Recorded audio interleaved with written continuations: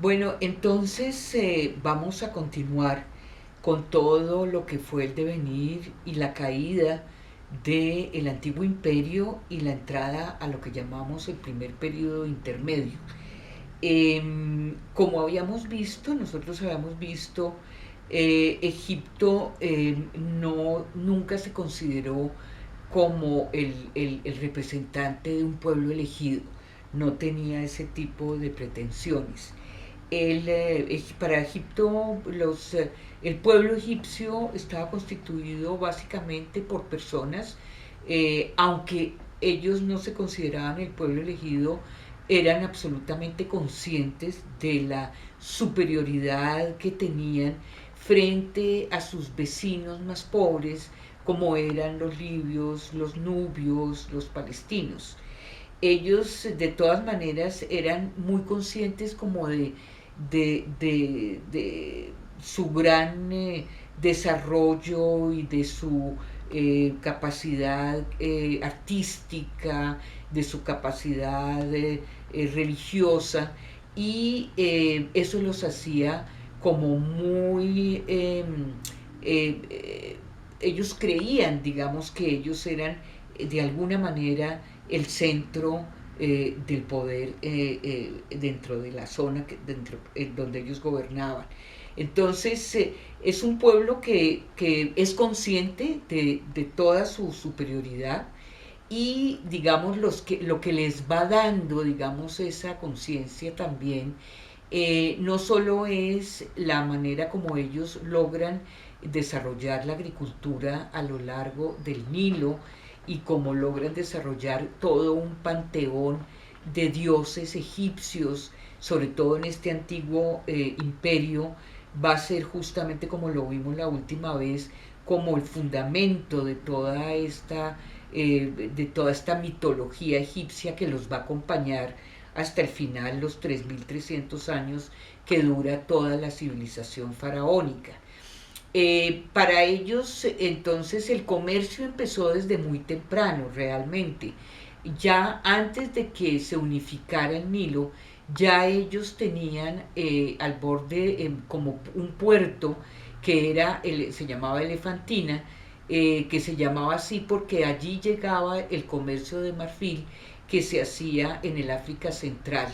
Y lo llamaban Elefantina, obviamente, pues porque ese comercio estaba centrado, era en la llegada del marfil, que era visto como un material divino. Básicamente después vamos a ver que en la primera, o sea, en la cuarta dinastía, los primeros reyes faraónicos van a conquistar parte de Libia y parte de Nubia, y van a empezar justamente a extender el comercio hacia estas zonas, donde ellos van a ir en búsqueda de gemas, de piedras preciosas, y sobre todo van a concentrar todo su comercio también en frutas en la región de Somalia.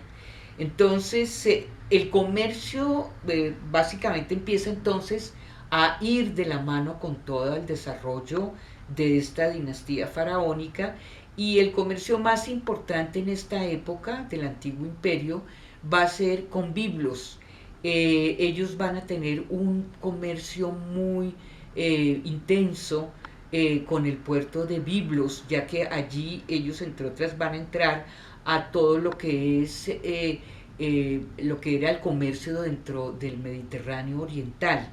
Y ellos, en el comercio que tienen con Biblos, pues van a intercambiar lo que son la madera del cedro con los papiros egipcios.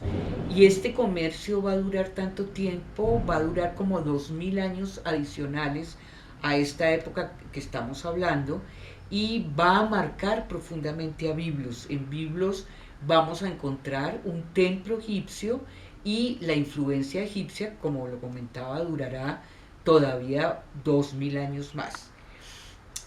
Por el otro lado, pues remitiéndonos otra vez al panteón egipcio, porque va a tener una importancia tan grande como lo vamos a ver a lo largo de toda la civilización faraónica, pues nosotros vamos a ver y vimos ya que el dios principal, la divinidad principal de la cual se derivan las otras divinidades, va a ser Ra.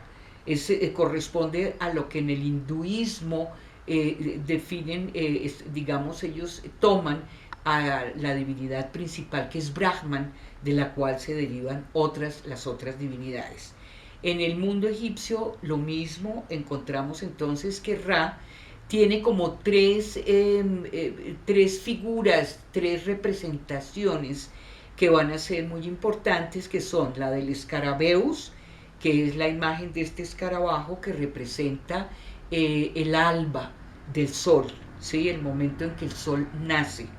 Jepri, que es el sol del renacimiento, que es el disco solar, está representado por el disco solar, y Atón, que está representado por un anciano que camina con un bastón y que representa el ocaso, el atardecer del sol. Entonces, como vemos, Ra tiene estas como tres representaciones, y a la vez Ra, además de estas representaciones, va a cambiar de figura en la medida en que la situación lo requiera. O sea, Ra tiene una capacidad de metamorfosia, de cambiar de figura todo el tiempo en la medida en que las situaciones, como dijimos, lo requieran.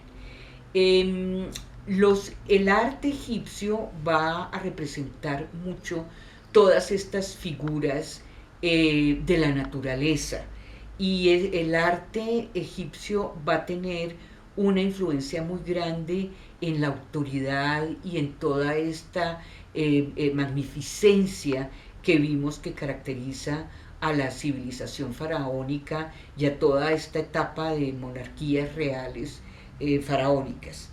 Vemos entonces que este arte egipcio va a detallar y va a observar y a dibujar con minuciosidad todo lo que es el arte lo que es la naturaleza, y sobre todo los animales.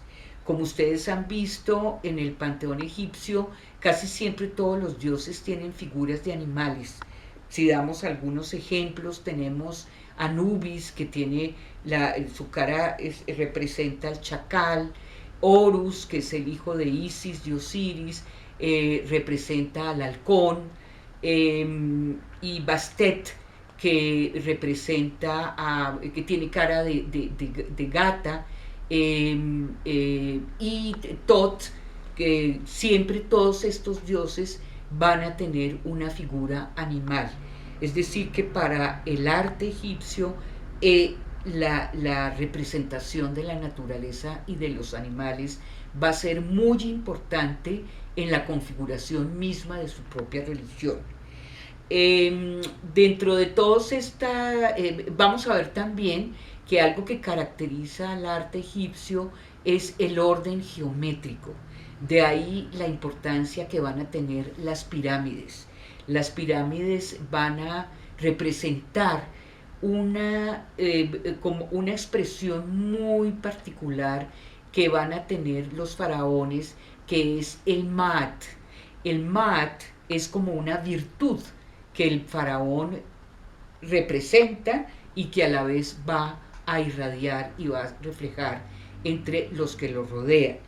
El Maat representa entonces como la virtud de la justicia, la virtud del orden cósmico, la virtud de la armonía, y a su vez va a estar representado por una diosa, que es la diosa del Maat, que va a estar caracterizada por un tocado donde hay que tiene una pluma de avestruz. Entonces este Maat es importantísimo. No solamente lo representa el faraón, ¿sí?, sino que a la vez esta diosa Maat va a ser la hija del dios Ra y va a ser la hermana del faraón. El Maat es este concepto de virtud, que es un concepto, digamos, intangible en la medida en que el mismo faraón lo lleva en sí, pero que a la vez está representado en una diosa. Lo volvemos a encontrar cuando ellos estén en todo el proceso de momificación, y entren al mundo de los muertos, cuando ellos se enfrenten a Anubis, ellos vamos a ver que en esta pesa, donde está de un lado el alma del difunto, en el otro lado de la pesa se encuentra el mat, que es la virtud que tuvo este difunto en cuanto a la manera como observó la justicia, como vio el orden, como trabajó todos sus valores principales religiosos. Entonces vamos viendo cómo dentro de este panteón pues se da toda una configuración especial. Ra, en el momento en que llega a la montaña más occidental, que es Manu, Ra entra en un viaje por el infierno, donde, que es la noche. Él se enfrenta a un grupo de demonios, donde el que dirige estos demonios, el que los lidera, es Apophis, que nace al mismo tiempo que Ra y es su enemigo. Y de esta manera nosotros vemos que Ra tiene que enfrentarse durante la noche a combatir este ejército de demonios, hasta que logra cortarle la cabeza a la figura principal, que es la serpiente. Y ahí él vuelve y renace a través de Nut, que es la bóveda celeste. Él vuelve y renace al otro día. Entonces vamos viendo cómo todo este panteón entonces se mantiene a lo largo de todos los 3.300 años que duró esta civilización. Por otro lado, pues nosotros vemos que cuando entremos ya más o menos al 2181 a.C., ya vimos la última vez que cuando Nitrosis se inmola dentro del Palacio Real, Egipto queda sin una autoridad centralizada. Y es en este momento, cuando Egipto pierde su autoridad central, que empiezan a enfrentarse diferentes dinastías de faraones para ver quién controla el poder. Cuando se enfrentan los grandes monarcas, los grandes señores feudales y los sacerdotes, vemos que Egipto entra en una anarquía total. Y ahí es en el año 2040, más o menos, o sea, del 2181 antes de Cristo al 2040, que habíamos visto que son como 150 años aproximadamente, Egipto entra en un estado absoluto de anarquía, porque ya no hay autoridad central. Lo que mantuvo y le hizo y le dio al antiguo imperio esa magnificencia, esa autoridad, ese deseo de inmortalidad, pues se pierde. Y aquí entramos entonces a lo que se llamará el primer periodo intermedio. No va a ser el único. Egipto vivirá todavía 2 periodos intermedios adicionales, donde asistimos a una fragmentación del poder y de la autoridad. Pero aquí entonces vamos a ver cómo, después de esta anarquía que permitió, entre otras, en ese momento que llegaran tribus semíticas que venían de Palestina y que se asentaron en el territorio egipcio, pues vamos a ir viendo que esta situación ya en donde se enfrentan el poder de los faraones contra el poder de los sacerdotes, va a ir disminuyendo poco a poco, y lo veremos cuando entremos al Imperio Medio. Entonces vamos a dejar por ahora acá, y la próxima vez entraremos en todo lo que fue el Imperio Medio en Egipto.